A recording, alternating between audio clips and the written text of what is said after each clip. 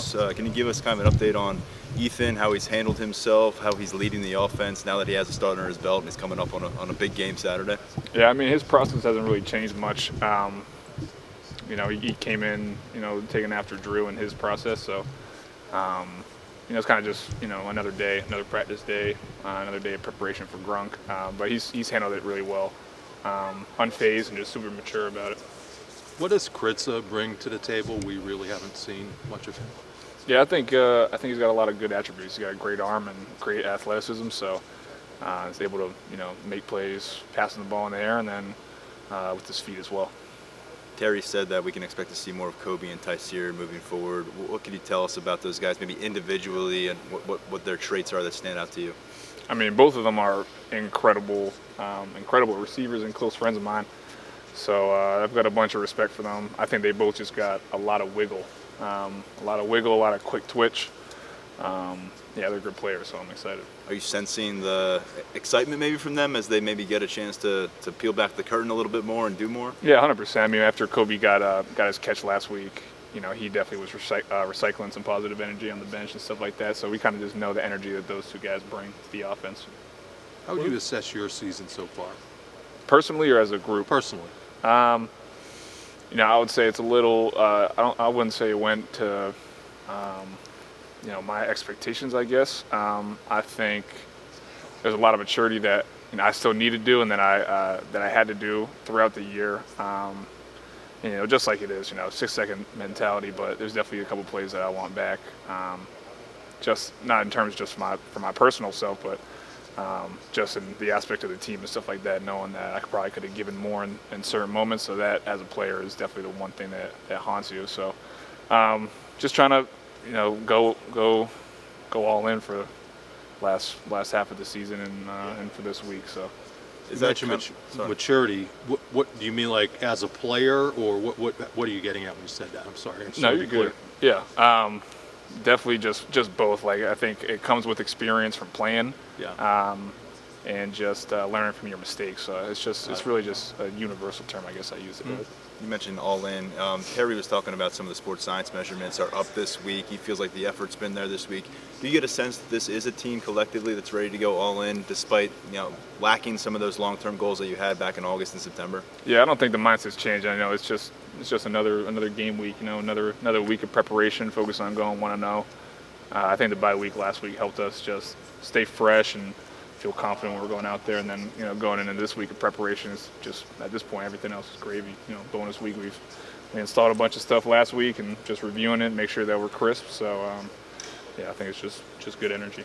Luke, personally, how do you build momentum when you're not necessarily the featured player? It's a crowded tight end room. So how are you trying to build momentum and create a hot streak when you have to share time with Khalil Dinkins and Andrew Rappleyea? Yeah, I mean, those, like I've said before, those two are arguably my two closest friends on the team, just from being around each other so much. So there's never was and never will be any animosity towards any of us. So when one of the tight ends has a good play, explosive play, or a good block, that gets the whole group fired up. So that's how we just build momentum, is just having each other's backs and going out there and doing our job. I mean, isn't that kind of an uphill battle?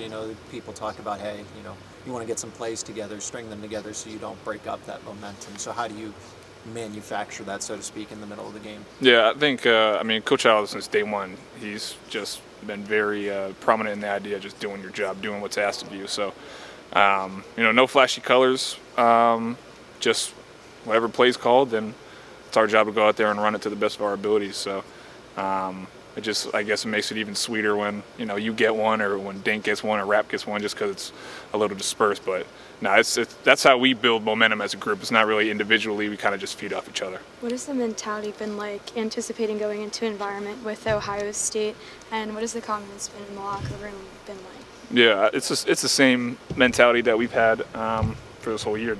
I'm sorry. It's my bad. That's sorry. My bad. Same mentality that we've had all year. Just focus on going 1-0. Doesn't matter who our opponent is. We're just going in there to try to do our job and execute. Terry said earlier, even saying trying to shock the world. Has that message been brought across to you guys? Yeah, 100%. And how does that fire up the group any more than normal?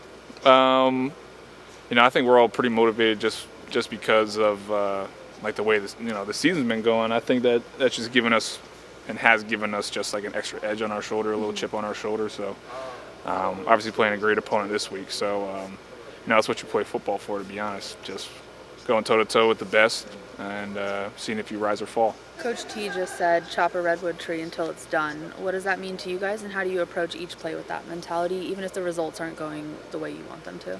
Just one chop at a time. He gave a redwood tree example, so there's some pretty big trees, so it's going to take a couple of chops. So we're just focused on like you said, one chop at a time, which just means one play at a time, 100% effort, because slowly, as a group, with all the chops that we're chopping down, will eventually fall down. He also mentioned the if shirts that you guys wore last week and kind of the infinite possibilities of you guys have been so close. What is the difference in those moments when you're looking at 1-point losses? How do you turn that into a win?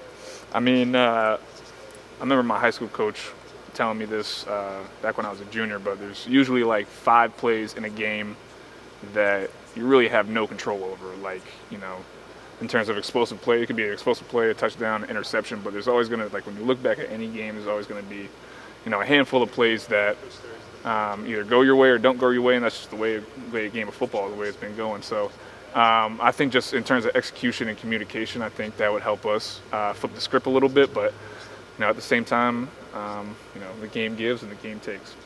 We've heard Tahal talk a lot about how he wants all his tight ends to be well-rounded with blocking and everything. How would you assess your blocking at this point in your career? Yeah, it's something that I've been saying that since camp in the last interview during earlier in the year.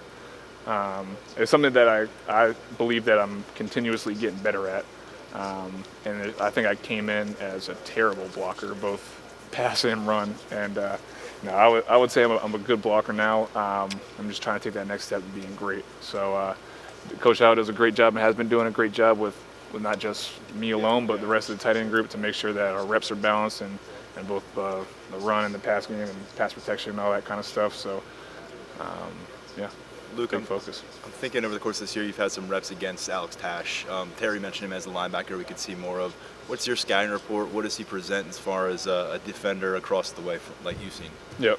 Now he's a really smart, high football IQ player, obviously athletic, and he's very explosive. He's got a very explosive lower half, fast, can lift a lot, can jump really high. So I would just say his football IQ, I think he's got a good sense of the game. What have the last 2.5 weeks been like for you from a personal standpoint? I think just like anyone really involved in the program, it was pretty tough, obviously, when everything went down. But Coach Franklin always told us about 6-second mentality, one day at a time, all this kind of stuff. So just to honor him, I think I've just been trying to be really intentional with, putting my feelings aside and just trying to get better as a person and as a human. And I think as a team, we were all hurt initially, but I think this was a great opportunity for a lot of us to come together and become closer. Do you feel like that's something you still have to work through from an emotional standpoint? You mentioned putting it to the side. No, I think it's all good now. How would you evaluate Terry's first few weeks as head coach, and how involved is he with the offense, coming from the defensive side of the ball? He's super involved. He's when we're doing our walk or jog throughs, he's watching. Now he's obviously got the defense to worry about too, so he's flip flopping, but he's being real intentional on both sides. As a player, I'm able to see that. Asking coaches just about the play call, about the look, what we're trying to get and stuff like that. So I think he's been great. I think he's also, I think that's the reason why there's no more, trying to put it to the side. Like going back to your question, just because I think Coach Terry's done a great job of, keeping the group tight and just having some stability in the program. Thank you, Luke. Appreciate it. Thanks, Man. Luke. Of course. Appreciate it. Thank you, guys. Appreciate it, Paul.